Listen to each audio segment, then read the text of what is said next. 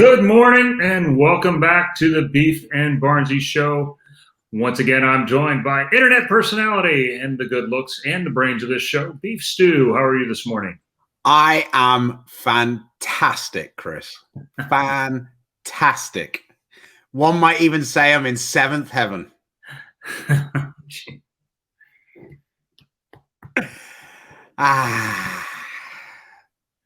now it's cool to know that you're not just a Patriots fan. So, all right. No. I mean, I appreciate greatness. I even cheered for you this weekend. Oof. So, I mean, well, I feel like we should push the Super Bowl thing back a little bit, because we've only got 22 people in here, and there was more than that who were telling me that I was an asshole and Tom Brady was going to get crushed and all the rest of it. So I'm going to I'm going to save that until we get at least 75 or 100 viewers. But good weekend on the bowling front. If you went on the Beef and Barnsey channel this weekend, you would have seen Chris putting on a display, striking like a maniac.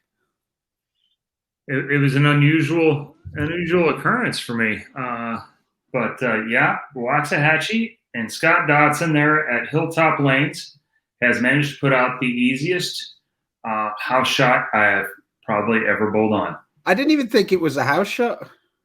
Well, it is his house shot, but how it came about was actually it was a PBA Senior Regional he held last year, and he made a couple of tweaks to it, and there you have it. It was better than his house shot because it was longer. It had more hold. So, well, there you go. Yeah, you could play 6-7, you could play 20, and pretty much everywhere in between. And most people did. Even Keith Lesko, friend of the show, he shot. He was 250 over for the first four. And didn't bowl on Sunday. No, he did. But he didn't bowl for very long. He only bowled. You turned 250 over into 302 over, and then he made it to frame 19 before he got to the stew code. He had his F-bomb. Yeah, he brought his family into it as well, so he made it a mother one. So,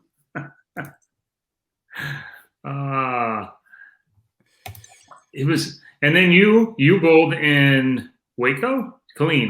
Killeen, yeah, I bowled in Killeen. They put down. It was quite amusing. I wasn't going to bowl. And then my soccer team let me down in the week, and I didn't feel like they were worthy of my time on Sunday. So I decided Tina had found this tournament to bowl in Killeen. William Gannon runs a King of the Bowl tournaments. He usually puts out some of this pretty difficult. And fun fact, they decided to use the 2008 team trials pattern, right? Just randomly. Okay. That happened to be the year that Tina was leading going into the last game. So we thought, well, maybe that's a sign. So you swing at it, sure. So we had a bit of fun. We bowled on 44 feet. The first pair we bowled on was absolutely awful, and I was like, "Oh my god, this is going to be the worst day ever." What have we done? Because my soccer team lost 4-1, and I had a triple for 170. Late on. So I was like, man, this really sucks. But then I managed to shoot a couple of 250s, and I was the top seed, and I took out my friend Denton in the top four. He spared the highlight of the match. It wasn't particularly pretty. He spared the 4-7, 9-10. Like, bam, all gone. Like, that was very impressive. But it was kind of fun because they used two different pairs. One pair, for whatever reason, was absolutely walled. Like, it was incredible. The scores on that pair were so high. So Denton bowled the previous round against a local guy, Jacob Cutler, and Jacob Cutler struck out. And bearing in mind that I led with, I think, 60 over, Jacob struck out to shoot 269, and Denton got up and struck out for 277. Ooh. Yeah. I was like, well, I'm glad, because I got to choose which lane my step ladder was going to be on. And then we go on the other lane, and I shot 2-0 and won pretty easily. So yeah, Packy reached out to me. He asked me why I have to be so mean. No, no. I mean, I expect nothing less from Packy because he only likes the easy button. So yeah. um, I asked him if he wanted to come on and defend himself. He said he was busy. He's so busy he's watching. oh man! And here I thought he was the best trash talker on the left side. Yeah, he might be the only one. Well, there's that. So yeah, let's have a let me yeah, I think I should be able to pull up a little bit of you bowling this weekend. So this was one of the few times that wearing a red 15 shirt worked out. Yeah, it was way better earlier on Sunday than later. So so you're using your trusty Flux? Yeah, my SASBA special. That's what I use every SASBA now, and working on a little trick that you and I have talked about, adding a little loft into the game. And here I was actually getting around it a little bit, and later on, this turns out to be the wrong idea. The wrong idea, and yeah, I created a little wet dry that wasn't there. Not my smartest move of all time. You can tell as fast as I probably ever bowled. He's about 4:15 right now. Game time's 5:30, and I have an hour and 3-minute drive left. So at that point, you were doing pretty good. Now, since that, you went spare 3-6, 3-6 missed it, strike 3-4, spared it but didn't get the spare, and then double. So Steve Fields has kind of ball in hand. Oh yeah, he needs a strike there and it's over. Good count there, I think. Good count. Well, no, he needed a. You could still shoot 212. I understand that you're figuring on what you were more likely to shoot, but you could have still actually shot 212. Okay. He needed a double to shut you out. Okay. So here was you needing a spare basically to win. Yeah. Threw it a little harder, and like you just can't. I mean, I get it. I mean, you'd never won a SASPA tournament before. I looked like I was so nervous to win this thing. The way that bowled, and managed to make the spare. I need 8 now, and I know that basically every other shot I've thrown has had a possibility of getting 5 that didn't. So. Yeah, you're not into the high hard one, but that was definitely a possibility. I tell you what, this one didn't do. I didn't get around this one any. This one was going to roll out. If anything else, it wasn't going back to the same spot. So. And then it went through him and went, well, that was stupid. How come you didn't just do that? But so, well, it's still nice to be in the winner's circle. 4.5 minutes later, I was in the car and driving 85 miles an hour trying to get back to my house. So my one is actually up online. Me and Nathan, I was bowling Nathan in the final. We went shot for shot because we had the same issue, and I was a little further away from my house than you were from yours. So yeah, we went shot for shot. It was quite a good final, but I don't want to leave Andrew hanging around for much longer. Somebody says, nice comeback. What ball did the damage? Well, for me, I used a shiny Axiom in qualifying, and then I used a High Road Max, and then I changed for the final because I needed something that would come around the corner a little harder, and I used the UC2. So hey Adam, yeah, if I can find the screenshots I took, you feature. Yeah, let me see if I can find them.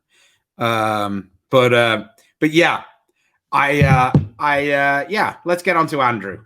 Well, and first of all, I messed up the intro so badly last time. I thought I'd try and set it up a little better this time. We do have ads now on the Beef and Barnesy show, and now our good friend and sponsor of the show, Mark Baker, and we'll let him show you what you can also do on the Beef and Barnesy show. Mark Baker here. Are you struggling with your game? Do you need another set of eyes? Is there that one thing in your game you just can't fix? Please let me help you. Go to markbakerbowling.com, click on virtual lessons, and follow the 3 easy steps. Remember, you can live anywhere in the world, and with virtual lessons, I can help you. Look forward to seeing your videos. Thank you. Thanks to Mark Baker Bowling. And when you sign up there, if you put down Beef and Barnsey, that helps us and helps him at the same time. Much appreciated. But now let's get to the real talent on this show. 25-year-old player out of Holly, Michigan, former player of the year, a Team USA teammate of mine, and maybe, according to Specto, one of the most accurate players to be a part of the program. We can, for now, put away the footage of Where Are They Now, because he's back. And leading candidate for Comeback Player of the Year, Andrew Anderson. How are you? I'm good, Chris.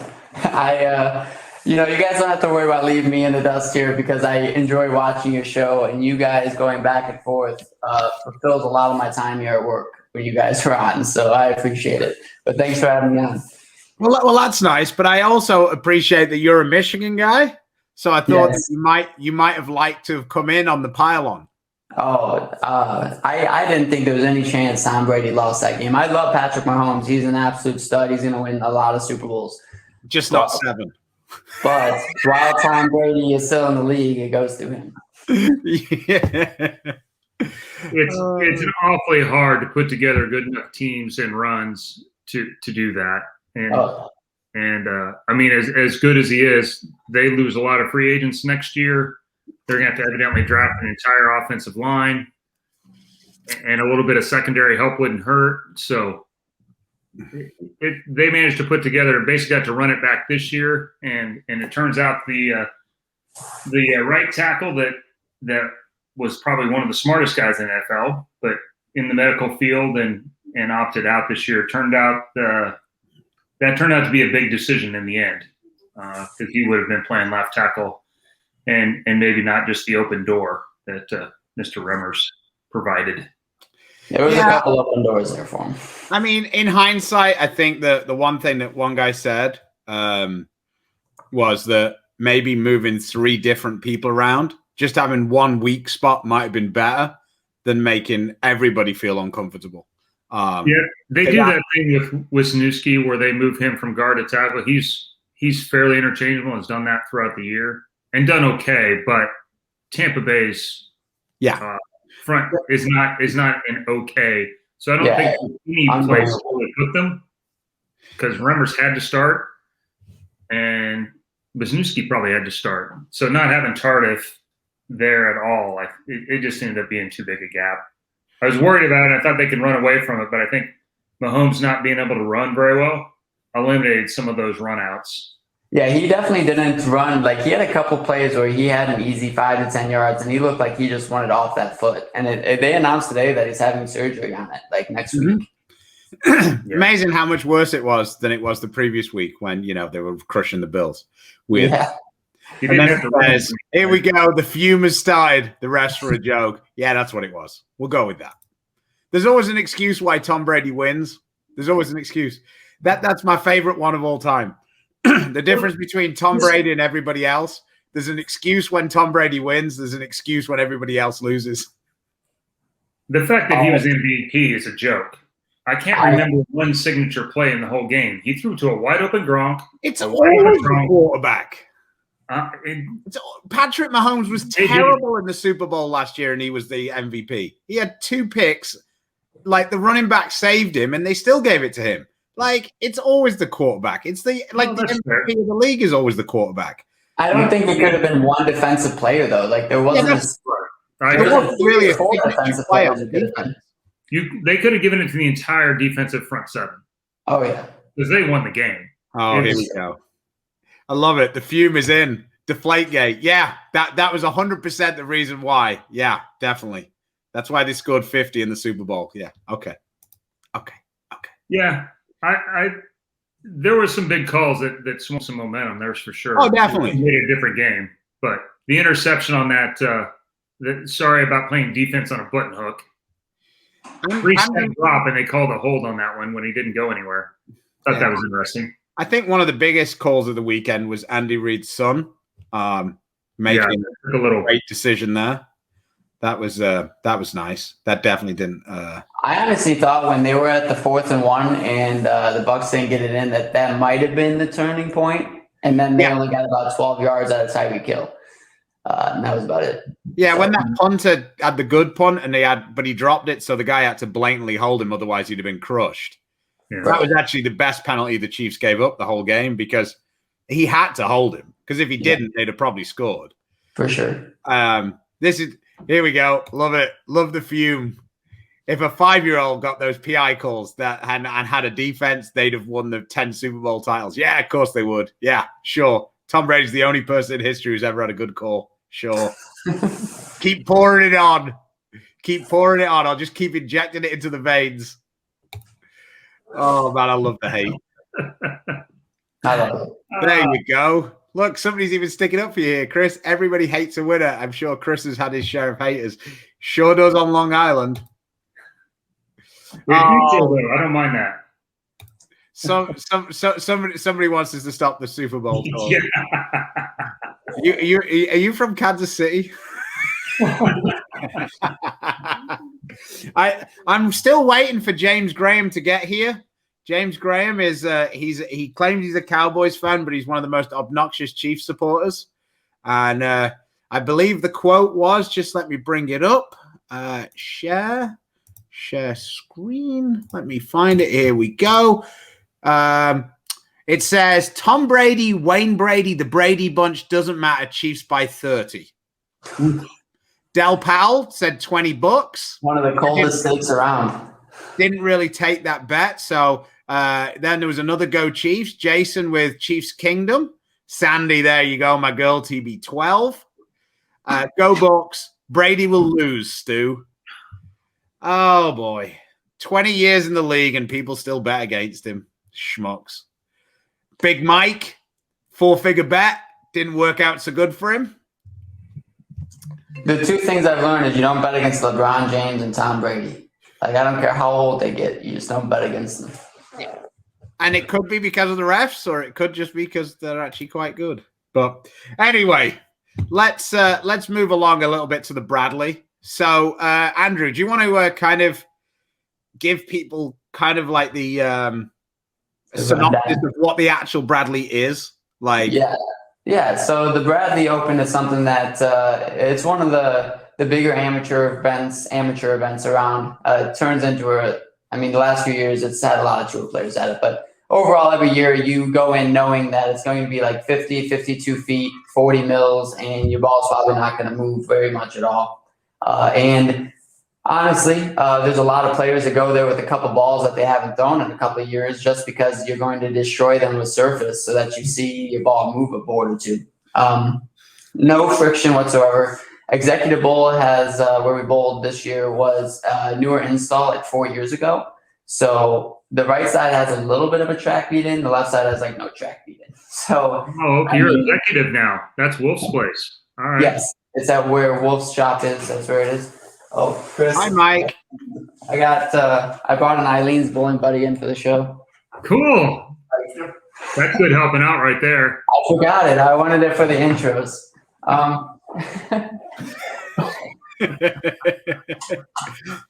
I mean, it's all fancy over there now. They've got glass meeting rooms and everything, Chris. Oh man, it's so funny. Okay, so I wanted it for the intros. I wanted it to be the first thing on the screen. Yeah. So the Bradley, you just plan. You know that you're gonna have a couple balls that have more surface than you've ever seen. That I've ever seen, that's for sure. And then you know that you're just not going to hook the ball ever. Like there is no hook. Like they warm you up because of the doubles Friday night on like the Wall of China. Oh yeah, like, Wall of China. And you're like, man, if I'm only shooting 220 on this, I can't wait for the weekend when the pins don't fall. And your first squad, you're trying to throw it. I mean, some people can get away with throwing it hard, like Simo. Simo bowled really good, and he was throwing rockets, rockets at the 1-3. Where I was trying to throw at 12 miles an hour the entire weekend. It's just a fun tournament. I mean, Stu, you bowled it before. I know Barnes has watched it. It's hard, and they are tight. Like, that's the simplest way to describe it. Pro Shop sold out of Abralon in minutes. To be honest, Abralon isn't what you need. No, sandpaper. The curbstone outside is actually what you really need, or a rasp. Screen. You remember those things that people had, those bastard rasps, those you could attack it pretty good with that. So anyway, Craig Elliott of Bowlstream has kindly allowed us to use some of the footage. So if you want to head over to Bowlstream, you can watch all of it. But I brought up the start of the finals. Maybe you can talk us through it a little bit. Yeah. Kim Bowlby was going to be hard to beat no matter what. So you guys know, like, the matches, for those of you that didn't watch it, the matches prior, in every match, it seemed like he had a 250, where 250 was the highest score of the tournament. He had won every match. Before we started this, I hit 4 of my bowling balls with like 220 grit because this left lane, notoriously all tournament, never hooked for the righties. And as you can see, he had some shape to it. So just like last year when I watched, the guys on one side had shape and the other guys had early hook and none. Yeah. Weird. Yeah. So like I'm standing on -2 here, and I'm looking at like 5 because if I miss right, I'm sniping the 3-6. And honestly, how far left do you drift? Normally like 3 to 5 for when I'm playing that far right and I'm trying to like point it, I'm drifting like 8 here. So I'm trying to slide like 6, 7, but miss 5 left. Like if I miss right at all, there is nothing there. So I'm trying to shove it over my left toe, but also while throwing it 12 miles an hour. What ball were you using? This was a Decree, the DV8 Decree, and it is at straight 220 sandpaper grit.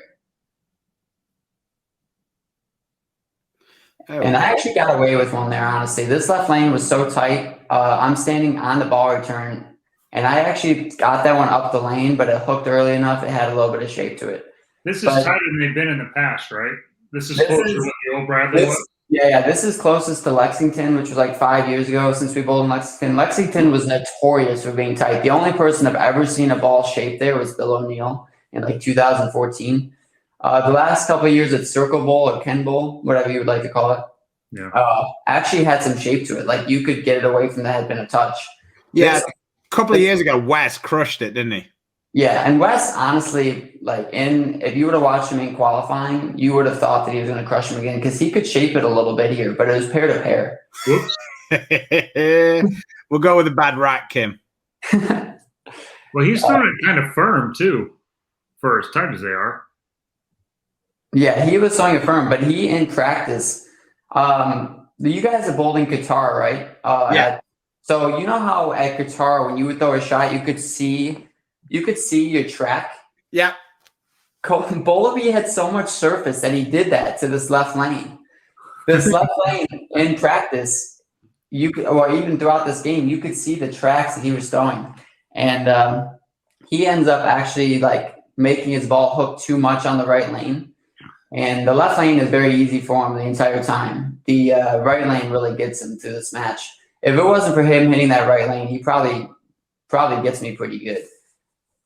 To be honest, the right lane became very troublesome. The first game, I just threw a lot of good shots. This left lane wasn't super tricky to me yet. You guys will see in the second game that the left lane, I am so happy to get 9. I'm just like, get me out of here. Because we bowl a third game, it's just not going to be good for me. Did Wolf bowl the tournament? Wolf did bowl the tournament. Not very well. No, he said he struggled a little bit. I wasn't around him much, but I asked him afterwards. He said he did not pull very good. Wolf's superpower is basically making his ball get 40 feet down the lane on carpet, which is about the opposite of what this is. So he wasn't going to like this. He's got considerable skills and tricks, but this is a far away from what his specialty is that you could get. So. A couple of things. My friend Frank, mine and Chris's insurance guy, he said recently had the pleasure to bowl with Andrew when they had a double sweeper in Mesa. A really nice kid. Maybe he's getting you confused. I appreciate that, Frank. Jacob? I mean, who? That's Well, fun. Jacob's always nice because he's always striking. It's easy to be a nice guy when you're striking. Most You guys people are think I'm a doppelgangers. nice guy when I bowl league. I am a true competitor. That is for sure. If I'm bowling good, it is much easier to be very friendly. Always. If I'm bowling bad, I probably am not the most pleasurable person to be around. Craig. Apparently, this was Craig's last time on Bowlstream. He's sold. I it. did not know that. No, me either. He didn't say anything to me either. So maybe he's like, "Yeah, use the footage. I don't give a shit. I don't know it anymore." Yeah, do it before you have to ask the new owner. Yeah, I couldn't give a crap. Yeah. So. I will say there was somebody that put a comment, the new Argyle Assassin. I can never take Fagan's spot in the Argyle Assassin, but I always appreciated his shirts. So I did definitely pick this shirt out for Fagan. Fagan was honestly, when I was younger, I wish I could bowl like him. Nobody can do that floppy arm 900 rate. I could try, but it's just no good. But yeah, Fagan's amazing. The most hilarious thing about Mike right now is that Mike was 100% all about the long format for everything. He wanted every tournament like Chris. Now he's like, man, if it's more than 6 games, I'm not entering. My hand is just destroyed. He goes, Nationals is fine for me. I can bowl 6 games one day, 3 the next. I'm fine. If it's any more than that, my hand's just in tatters. So anyway, I probably am not going to show all of this because you're striking every shot. So let's quickly. Of course, I went one frame too many. So you won the first game 240 to 2-0. Was it just 2 games, or did you end up going 3? It was just 2 games. Just 2 games. Oh, okay. So here we are. Still, this is kind of the same scenario Chris was in. Is this a 9th frame? Yeah. I feel terrible for Bowlby on this shot because this shot changes the whole outcome, really. I mean, it changes everything that happens here. A little bit. Wow, he wheeled it. Oof. Yeah. And on that, he was really supposed to get that hit. Obviously, that made me more comfortable going into it. And I was finishing on my good lane. So of course I went. So you needed basically any spare to win. You need spare to win, yeah. And I make sure to shove. Miss spare wouldn't have been great, but anything else. Yeah, I make sure to shove this over my left toe. It was not a miss right. That was a dead. Oh yeah. That was pretty good. Wow. That was pretty much, that would have knocked over another row. So yeah. What 8 hit 9 and yeah. Slide 8 hit 9 and hope it stays there. But most of it. It was fun, honestly. From the start of the event, my ball had never really hooked much. I mean, at no point was I able to shape it in any way, shape, or form. So I got pretty comfortable just wherever I was playing across the lane, I was shoving it over my left toe. Miss left, please, and miss left some more when they get tight. So I had him in match play. I actually had him pretty good because he gave me a little hook on the gutter. the Holly Hustler. Maybe. I mean, I don't have a nickname really. I got the double A thing, but I feel like Randy Peterson's trying to find me something. He changes it up every time I make a show. Just trying to find one that just clicks. Yeah, throw it at the wall, it'll stick. The Michigan Maniac. I'm not sure. I like that one. So in the comments, you guys are pretty good. Come up with a nickname for Andrew. Let's see what we come up with today. Bearing in mind, he wants to use it on the tour, on the show, so it has to be at least PG-13. Yes. So let's go to a slightly different lane condition. Let's have a little chat about the old Players Championship there, boss. Yeah. Yeah. Missing left also a bonus. Yeah. And right. Yes. Missing right was okay too. Well, you can miss a little bit of both ways there. Yeah. Just a little bit.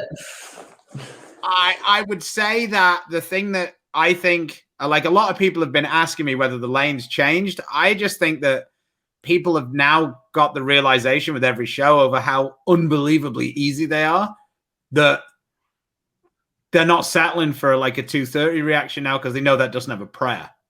Yeah. And I think that like expectation has been like, I need a 9-bagger. 100%, 100%. I mean, if you guys watch the show, I flag a 10 frame one, and I like if you sit there and watch me before, when he throws his first shot, I'm legitimately sitting there thinking I probably should have shot at a spare, and then of course I wrap the 10 and miss it.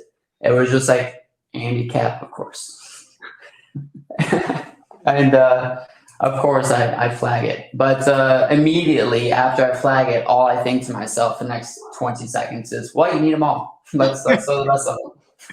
So what ball were you using? The Hammer Tour Obsession, or the Obsession Tour, I guess you would call it. Okay. So was that the opposite one to what's his name was using, or was he using that one too? He was using the Obsession. I was using the Obsession Tour, which is just a lower diff version of it, same core or shape, just smaller and more of a light bulb. So it's a bit like the whole deal with like the Web and the Web Tour when they came out? Yes. Okay. Yes, 100%. Just a little bit bigger of a difference between the two balls. Okay, cool. I mean, I don't really know what else to ask you about it. I think Chris has questions about it. Yeah, I mean, I've gotten some questions about the second one and the 10th because I asked for a re-rack, and the story is actually a little different. I throw the first one and I totally get away with it, honestly. Like it's online, but it's like way up the back compared to what I was trying to do. Mm-hmm. So when I get back, I pick up my ball and I'm like trying to prepare myself like, bro, we got to really get around one here. Like we're not going to get away with that twice. And I look up at the rack and the rack is just not very good. I mean, I immediately see the rack and I'm like, oh my God. And I asked for a re-rack, of course, knowing that, once you pick your ball up, you guys know you're not allowed to re-rack. I actually didn't know if there was like a fine I could take if I like asked for tape and like took the shot clock and then asked for a re-rack, or if there was any way to like reset it. And there wasn't, unfortunately. So I go up there, I rush it, I throw a horrible one.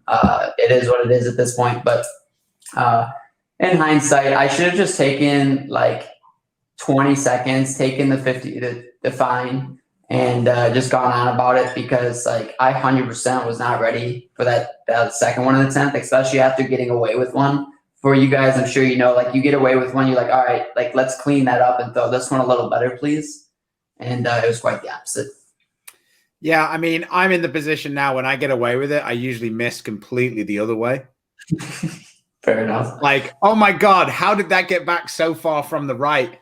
Next shot. Man, why did I think I'd have that much to the left as well?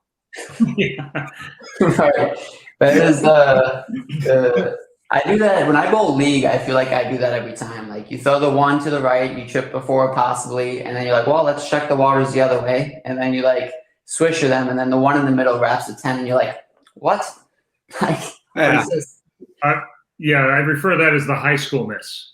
Like, yes. Throwing the next one to even out the first one isn't really an acceptable right. solution. Right. Yeah.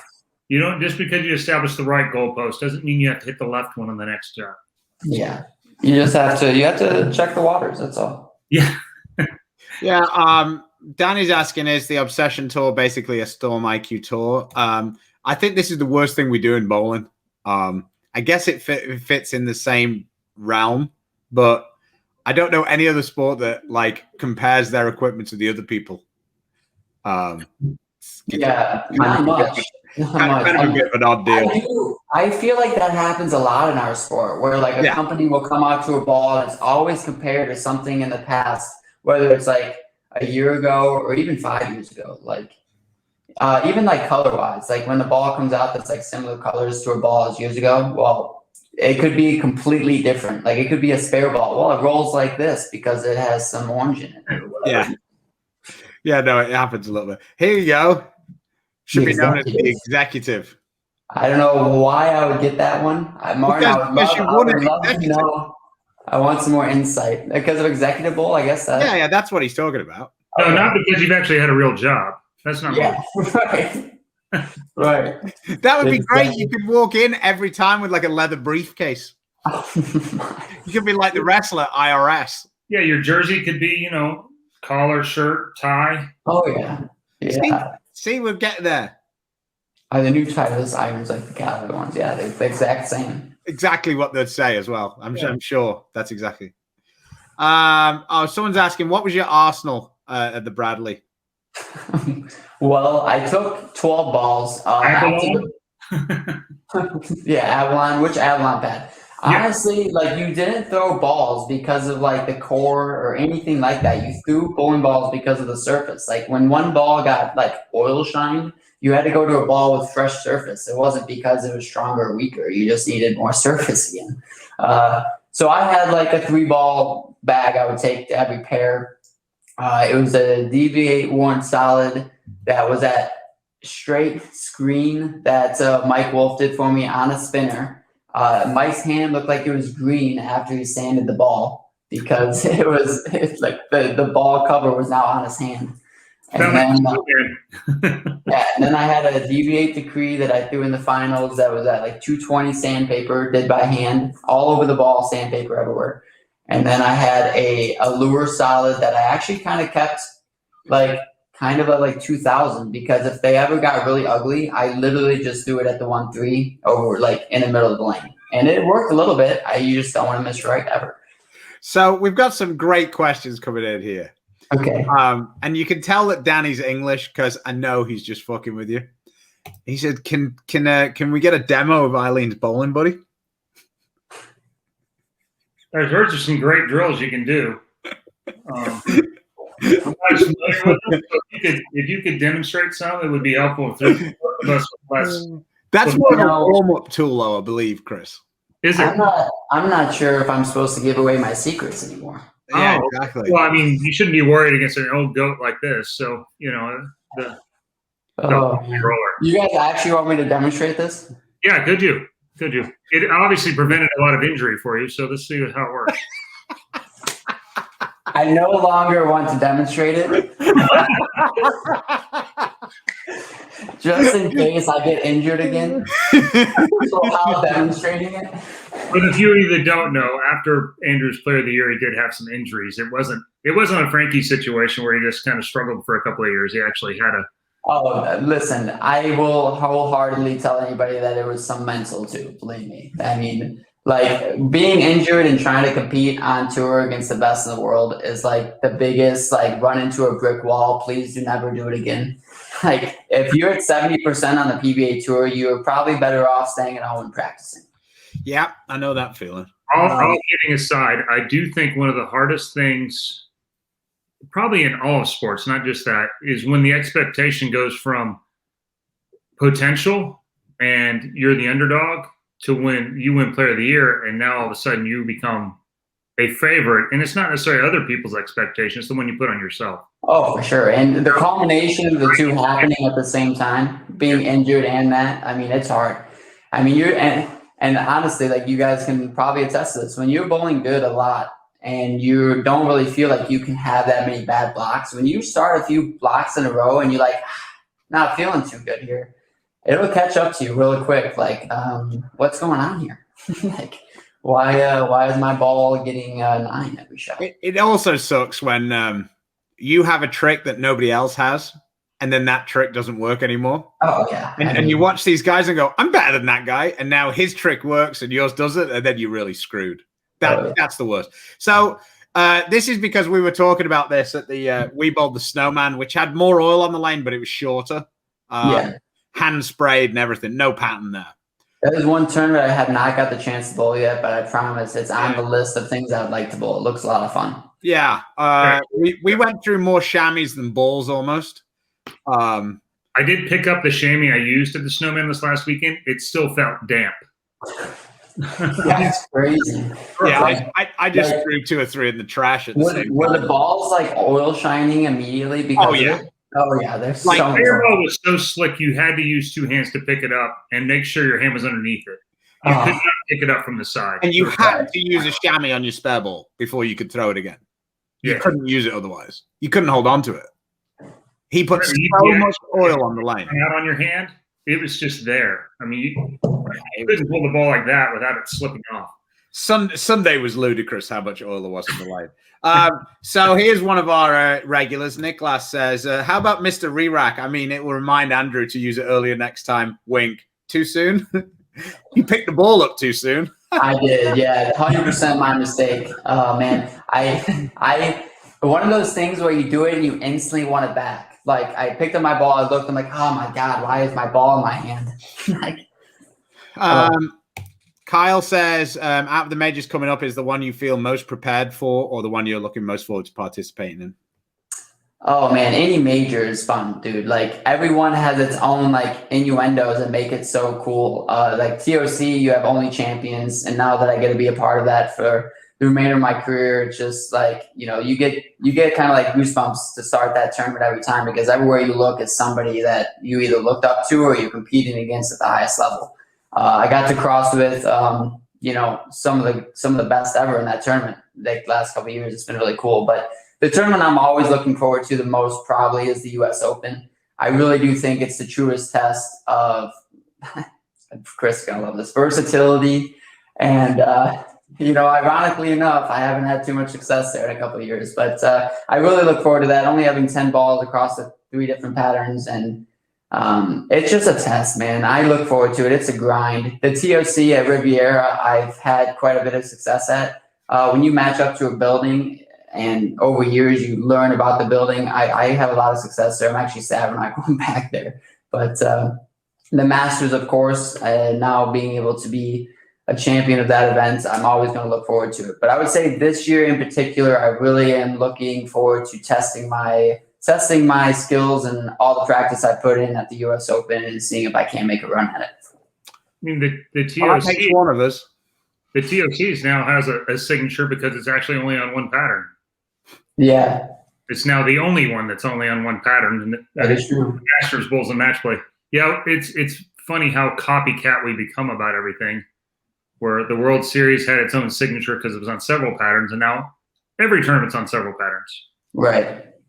And I find it ironic that, we can't make the lanes hold up. And then we've seen a couple of tournaments where you only have to get outside of your own small box. I mean, one of the great things I think Kegel's done is they've standardized what patterns are around the world, but now we only bowl on 26 to 30 mils, and anything outside of that's ludicrous. Right. Do this or that. Well, right. And that's why you find, 3 days. I feel like we find more now than ever that when people have stretches of bowling, like good bowling, they happen for a little bit longer amount of time because you're changing shapes of patterns a lot, but like viscosity and the type of oil that you bowl on means so much. We're talking about like inches that matter to us, right, on the PBA tour. And when you give somebody just an extra board or two and it's pretty similar week to week, confidence is going to grow, and that makes it that much easier to throw good shots. Well, Andrew, you certainly made an impression. This is the first nice comment William Gannam has ever said about a guest. Well, I appreciate that, William. I hope you're right, buddy. Jacob says, I think he's meaning, given your success recently in Texas, have you been using any of the tips that Andrew gave you? I don't think it got that far, Jacob. Why, you little mother?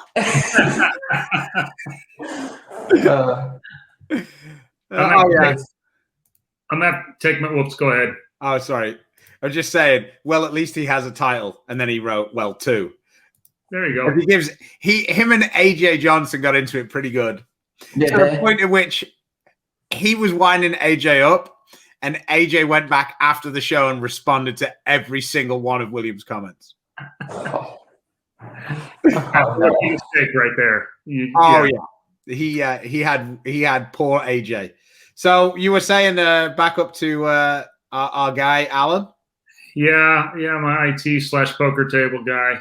Now I'm going to out him. He's great with his. He builds a lot of things. He's fantastic. And if you need any help, this is your guy.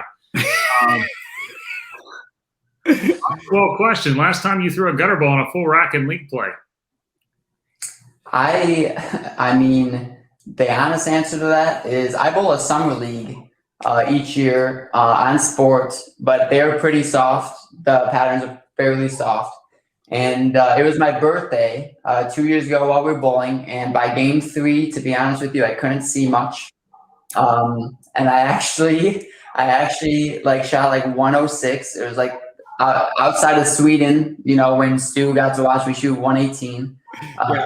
Lowest game I bowled, I think, in like 15 years. And in the 10th, I needed a mark to shoot 100, and I went gutter to start it, spared it, and then got 4 on the fill for 106. Oh, well, I was sober, and it was game 3, and I'd already made fun of Tyson for almost throwing it in a gutter that was impossible to throw it into. And then I walked around the ball return, and I threw it in the gutter faster than JJPP, whatever his name is, got to Mahomes the other night. Oh, no. 0 chance. I did make the spare though, so it was. And I shot 205 in league, which is also equally poor. Front 7, go to 7 sheet. Yeah, there you go. That's a rough 8 frame. So 2 things that were fun. It's hard to do. That I just remembered back from that I wanted to tell you because you brought up JPP. They said Tom Brady now has a ring for every one of his fingers. Oh. JPP does. Yeah. Do you know he's never lost a playoff game either? That was pretty cool. That's what he said. Two 4-0 runs. See ya. Made the playoffs. But the most ridiculous thing I keep hearing is when they say Deshaun Watson, if he goes to New York and wins a Super Bowl, he'll pass Mahomes. In what world are you living in?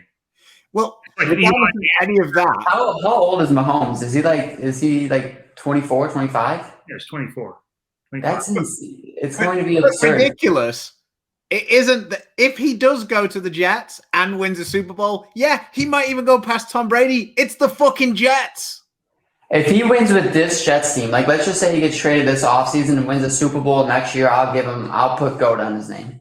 I mean, that Jets team, I'm a Lions fan. I am a Lions fan. I cannot say much. The Lions suck. I mean, year in, year out, I just watch. Okay, you got Jared Goff now. Everything's good. You guys are rolling up Stafford for a decade now, talking about how terrible he is. We'll find out. No, I will be the first to defend Stafford. The teams that we have put around him, outside of having Megatron for a few years and having no run game for 12 years of his career, no run game and only one defense. And in the year that he had a defense, he made the playoffs. I mean, it just makes sense. Like, you have a defense and a good quarterback, look what happens. But besides the point, Stafford's probably going to win in LA. I'm gonna be happy for him and sad for the Lions again. But the Jets are worse than the Lions, and that is so hard to do. It's you have to try to be that bad. It's where personal habit defects go to flourish. Our next shirt. There you go. My fellow stepladder, Stephen Keblish, he finished 5th at the Codger tournament this weekend. They were easy enough to make radical balls look okay. It was, yeah. He was actually in 2nd at one point. Yeah. Before I was born, in my lifetime, they have not won a playoff game. I mean, you're only just about old enough to have seen the Red Wings win. Oh man. I was just I'm a huge Pistons fan. I'm actually a diehard basketball fan, really. Right, Pistons is my wholehearted favorite. I got to witness the 04 Pistons winning. So, like, that's enough for me so far, like, through my life. I got to see a championship and somewhat remember it. I really would make a bet today that the Lions do not win a playoff game until I'm at least 50. I would take that bet. Like, I got the under. You think so? Yeah. Oh, yeah. In 25 years, you think that they haven't done it in 29 years. It's been 30 years since. Okay, Tom Brady's contract runs out at the end of this year. Oh my gosh! Just give him a call. That would be the most team in football. That would be the most Detroit thing to do I've ever seen. Tom Brady's 58 years old, wants to come out of retirement. Lions are like, we'll give him a shot. Couldn't be any worse. He'd have to be on weed a lot by then. Yeah, I don't know what he's on right now. But it feels like it's something. That's a good, Millen draft pick. Bad boys for life. Yeah, that guy was. I watch some of those like bad boy games on YouTube sometimes. Did you watch that 30 for 30? Every football fan of a bad team. So, every time. Yeah. See, I feel like it was 50-50 with the Lions. Like Lions fans either spent the whole time defending Stafford or decided to hate him. I'm a huge defender of him. I mean, like our offensive rating, like yes, does he do some stuff when like we've already lost? Like he gets some yards that he's probably not supposed to. He's a stat like patter a little bit, but who wouldn't be, right? Like if you're like you have to at that point, like you don't have a chance to most of the game because you don't have an offensive line or a run game. So when they're going to give it to you, you got to take it. But anytime we had meaningful teams, he made the most out of what we had. So for some of the English guys who don't know what this is talking about, the Lions coach said that they were going to get up and they were going to bite the guy's kneecap, and then they get knocked back down and get back up and fight the other kneecap. Oh my gosh! Yeah, it was very bizarre. I'm kind of excited. Like maybe he brings some energy to the team, but I'm most nervous. Like I don't know if he's going to be like a play specialist at all. Like I don't know. Like we needed like we'll see how it goes. I'm always optimistic, but at 20, I would still make the bet that in 25 years we don't win a playoff game. Tom Brady goes to Detroit with front push in the wheelchair, a bit like when Peyton won his last Super Bowl in Denver, I guess. Ooh. Yeah, or Elway before that there. Yeah. Yeah, that was Steven's comment. The Waxahachie show, for those who missed the very beginning, and averaged 257 for the weekend. They weren't demanding, let's just say. Yeah. But 257 a game is still like, I don't care how easy that is. That's a lot of strikes, man. Like that's like minimum 9 strikes a game. The best part of that, Andrew, is that he he didn't really win a high game part. I won 1 out of 20. Oh my gosh! So you shot 262 every game. Pretty much. 280. I had a 289 that didn't win. I shot 279. I went 268, 259, 259, 268, and then I had the front 9 for 266. And then what did you miss? And on A squad, in a 16-lane center, I was basically in a 4-way tie. There were 4 of us that were 330 over within 10 or 15 pins of each other. I watched a little bit of the one the weekend prior where the left McCordick had it, and you were trying to chase him, and it looked like every time any righty got 9, they were like, well, we lost 20 pins in that frame. Mark Markham, I thought I was very clever showing up in my Chiefs 15 replica jersey. He showed up in a Tampa Bay 13 jersey, and after I asked him who it was, and he told me Mike Evans. He made the finals. He had 2 300 shot at him in the 8-man modified round robin. The front 8 at him a third time, and in the position round, the guy shot 298. So here was Chris's score sheet from the round robin. This is only the round robin, Brian. 49, 59, 89, 45, 46, 69, 47. And then we didn't get a position round. It was 239. I beat Burkett by 3. 239 in the position round. Burkett and I tied at 443 over for those 8 games. That is a lot of strikes. They were hard enough that a professional pitcher was able to tie probably the second highest score I've ever shot for.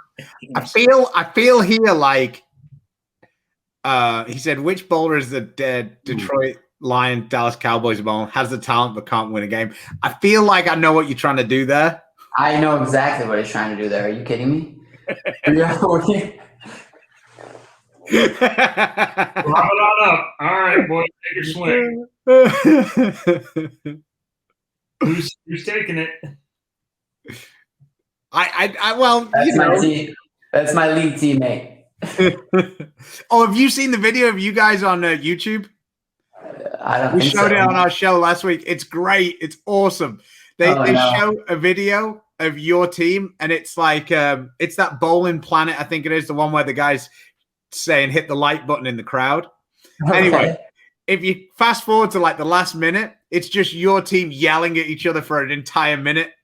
Ildemaro, Richie, you, AJ, and he just keeps putting randomly yelling at each other again. Are you serious? Oh, yeah. I have not seen this. I gotta watch it. Oh my God. Let me see if I can find it. We had it on with Frankie last week. Oh my! How have I not seen this? Yeah. There was a lot of pointing at each other, saying, "Come on!" Like, oh yeah, that was fun. That was a lot of fun. I hope we get to go back to Bayside and do that in front of some fans. Yeah, I mean, it was pretty good. I'll quickly see if I can find it while you guys. So, oh, here it is. Yeah, I got to it. Let me just get to right at the start. I'm sorry for those of you that are about to watch this again, but yeah, I mean, I really only need to see the last minute. I just want to see. No, that's all we're going to bring up. Yeah, I fast forwarded to get that. So it's called Funny Moments. Right on the lane. So this is when Dick Allen sees the light come on and Randy goes, "I don't see anything," right? Yeah. Right there. You said a light popped up in the middle of the lane, and I see nothing. But Here it is. come on, baby, come on.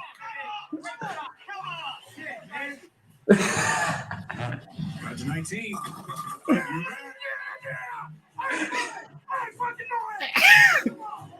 I apologize for that. He said some stuff in Spanish that I don't even remember. Up for Las Vegas.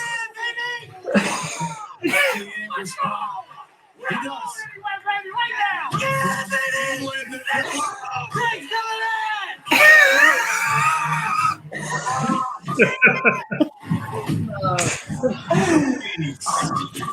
Oh no! No! 210. No! They show it. That's what they show. No. Actually, No. you and Frankie didn't get in that one much. Well, Frankie was like the silent assassin, right? Like all of his like little innuendos. All of Frankie's little innuendos were like to us, like quietly. Like, believe me, he said some funny stuff throughout those shows, but he always did it like under his breath, like in our ears, like making sure nobody could hear it. But they were gold. Like Frankie has some one-liners that is incredible that I don't know how he comes up with on the spot. I feel like he thinks about it for a while and then says it when the next opportunity arises. Silent assassin, isn't he? Like you say. yeah, it's always the quiet guys, man. Yeah.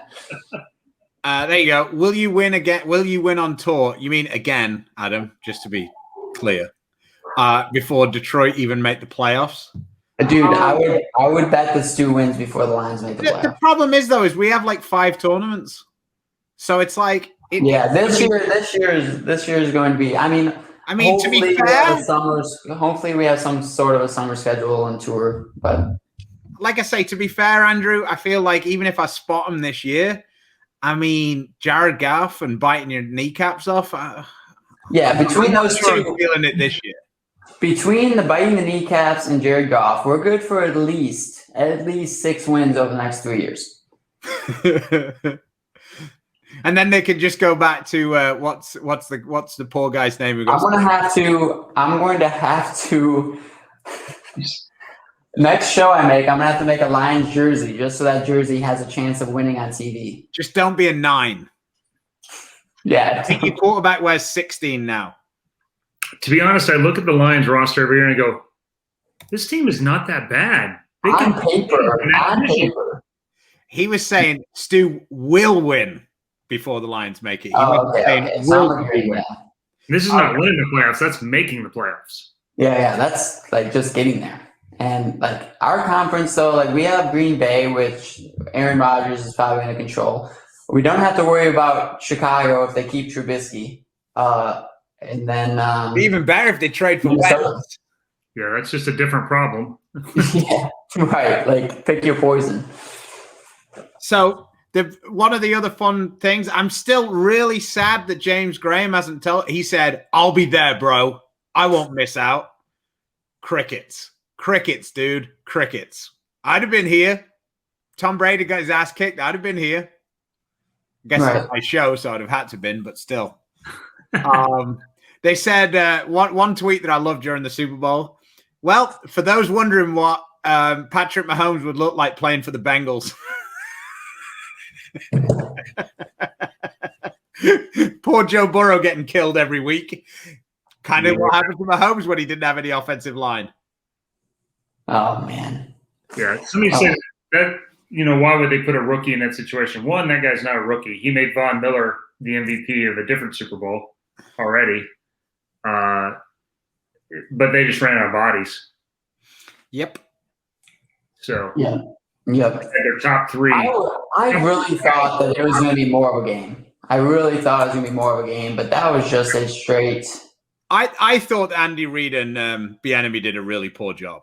Like, I agree. they didn't change anything. Like, they just went with the same. Like, once they actually ran the ball a few times, they just weren't patient enough, because when they came out the second half and ran it, they actually were quite effective. And that's what the Bucs did to some extent to slow down. Right. They ran it and they screened it a little bit, but they're not the plays that they want to run. But they could have at least got some offense going by doing that. By just trying to do what they've been doing all season, that just wasn't going to work. Yeah, I mean, and Tyreek, I understand their like goals, like let's get the ball to Tyreek Hill and Kelsey. Like I understand that, like those are your playmakers, but you got to hit them off guard once in a while. Like Kelsey and Tyreek had so many targets. Like if you're not even going to look elsewhere, then what are we doing? I mean, you're not holding them. It's pretty easy to cover guys that run 4-2s all over the place and have them blanketed every single time. Mm-hmm. Yeah, right. But I mean, I just felt like they could have gone for more of a. No. That's the thing. No, that's what the older guys do really well. They can take those short gains and just move along and move the ball up the field, and that's what the Chiefs didn't want to do. Well, I felt like they played the short stuff because they knew he wasn't going to get 3.5 seconds to throw it, and so they actually covered short a lot better. But I agree. Yeah. Once they ran the ball, and I think they felt like it was going to open up on play action. Yeah. They were far enough ahead. They didn't have to. They just kept going after him because they knew they were going to pass. Yeah. Mm-hmm. And that was the thing at the start of the second half. They had so much time. It felt like, I mean, I don't know. I just look back on it. It just feels like the Andy Reid gets all the plaudits all the time. And this was one of the few times where he looked like he didn't have a clue what he was doing. Like to combat it, to change the issues that they were having. And I think that a lot of that had to do with his son and what went on in the week. Yeah, well, Todd Bowles is a pretty underrated defensive side. I would imagine Reid changed things and Bowles matched it. And I think that, I've always believed that in the NFL, like I'm not a specialist by any means, but when I watch like NFL teams, they really do take on the appearance of the coach a lot. And Bruce Arians just looks like a bad man. Like that's just like, that's the guy that when you walk into like, I don't know what like I want to use here, but if I saw Bruce, that is not the guy that I want to get into an argument with. Like he looks. What's that? Would you refer to Arians as a bad man? Like I think he's useless. Really? Yeah. I just think that like he's the perfect guy for that team right now. He's a bush driver. Tom Brady is like the coach at the moment. Like it seems like but then what I'm saying is once Arians realized that he needed to just get the fuck out of the way and let the offensive coordinators and Brady take over, then they were fine. Oh, I agree. When Arians was trying to impose his ego on the team, that's when they were struggling. And then he didn't. And then they were great. That's a huge credit to Bruce Arians that he was able to do that. That's exactly what I'm giving him the credit for being able to step aside with that, like with the ego, like he started the season with. I mean, you're an NFL coach. Like how it's hard to tell the player, but when you have Tom Brady, you're also supposed to be like, well, he's the best of all time, so we're probably going to let him do what he wants.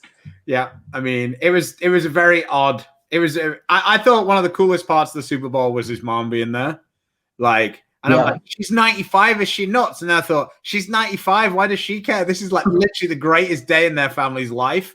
Right. Like, why even bother being worried about it? Like, you're 95.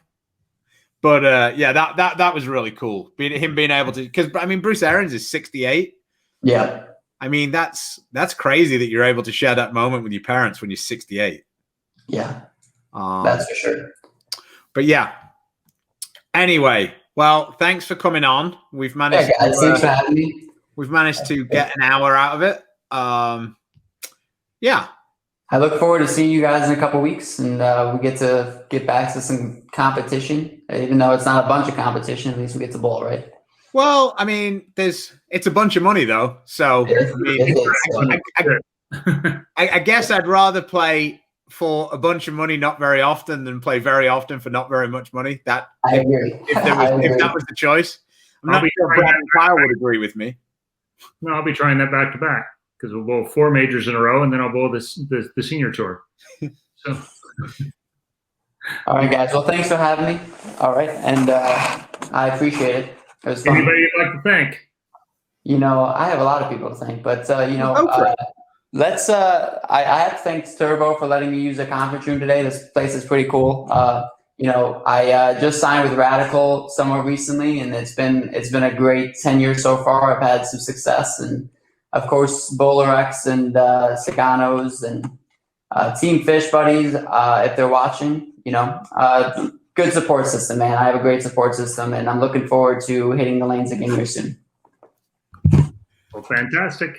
Go ahead. Yeah, I was about to say that's. I guess that's a wrap for the day, Chris. We need to figure out who we're going to get on Thursday. Then we're heading up to Dallas on the weekend. Have you found a partner yet? I have not. Spot yet? Who are you bowling with? I'm bowling with my wife. Okay. She's going to give me one more try. Well, if you can't, you know, we can switch it up. But my wife's not going to bowl, so I don't know. Hashtag all out. Yeah. I don't know if they're going to put the house shot out. It might be more financially viable for me to just back you to bowl with Tina. I haven't seen you in Plano last time we were there. I bowled since then. It didn't go quite the same. Please prick Prather to come on. Well, yeah, maybe. All right. Well, I guess with that being said, once again, support those small businesses, those bowling centers. We will see you Thursday. When you get a choice, please support our sponsors: Storm, Rotogrip, 900 Global, Vice Turbo, Cool Weight, 3G Shoes, Master Bowlers Mart, and Mark Baker Bowling. So until Thursday, stay safe, stay healthy. God bless. See you later. Yeah.